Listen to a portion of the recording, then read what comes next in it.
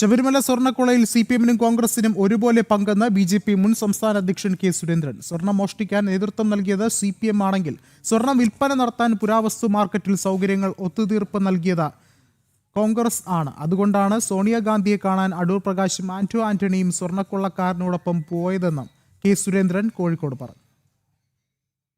ഈ സ്വർണം മോഷ്ടിക്കാൻ എല്ലാ ശ്രമങ്ങളും നടത്തിയത് CPM-ന്റെ സർക്കാരാണെങ്കിൽ ഈ സ്വർണം വിഗ്രഹ മാർക്കറ്റിൽ, പുരാവസ്തു മാർക്കറ്റിൽ വിപണനം ചെയ്യാനുള്ള എല്ലാ സഹായം ചെയ്തു കൊടുത്തത് കോൺഗ്രസ് ആണ്.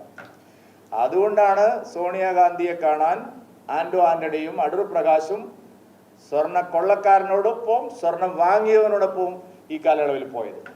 ഇതേ കച്ചവടമാണ് ഇറ്റാലിയിലുള്ളതെന്ന് ഞങ്ങൾ അന്ന് പറഞ്ഞപ്പോൾ ആ മാർക്കറ്റ് കണ്ടെത്താനാണ് അടൂർ പ്രകാശും ആന്റണിയും പോയത്. ലാഭം കിട്ടിയില്ലെന്ന് പറയാൻ പറ്റില്ലല്ലോ. ഈ സ്വർണ്ണക്കൊള്ളയിൽ LDF-നെ പോലെ തന്നെ UDF-നും പങ്കുണ്ട്, കോൺഗ്രസിന്റെ ഉന്നത നേതൃത്വത്തിന് പങ്കുണ്ട്.